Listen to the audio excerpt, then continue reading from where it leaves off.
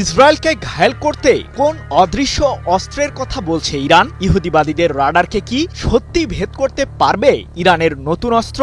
ইসরায়েলের বিরুদ্ধে কোন ধরনের যুদ্ধ শুরু করতে যাচ্ছে তেহরান? জানা গেছে ইরানের সর্বোচ্চ প্রতিরক্ষা বাহিনী আইআরজিসির প্রধান মেজর জেনারেল মোহাম্মদ বাকপুর তার বাহিনীকে নতুন একটি নির্দেশনা এরই মধ্যে দিয়েছেন, যাকে ঘিরে ব্যাপক চাঞ্চল্য বিরাজ করছে মধ্যপ্রাচ্যে। প্রশ্ন হলো, কি সেই নির্দেশনা?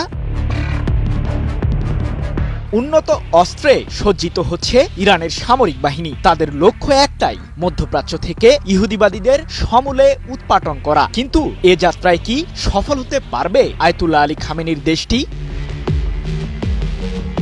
ইহুদিবাদীদের বিরুদ্ধে চলতি বছরের জুনে 12 দিনের যুদ্ধেই ইরান প্রমাণ করে দিয়েছে দেশটির সামরিক শক্তি ঠিক কতটুকু। দফায় দফায় ব্যালিস্টিক মিসাইল আর আত্মঘাতী ড্রোন দিয়ে হামলা চালিয়ে ইসরায়েলকে কাঁপিয়ে তোলে আইআরজিসি। আজ সেই আইআরজিসি আবারও যুদ্ধের জন্য গর্জে উঠেছে।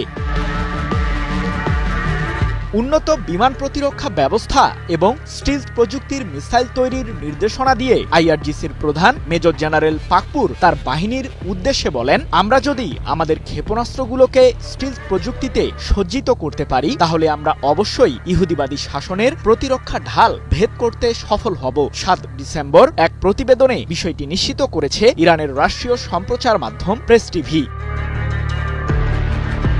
কিন্তু হঠাৎ স্টিলথ প্রযুক্তির মিসাইল তৈরির নির্দেশনা কেন দিলেন আইআরজিসির প্রধান?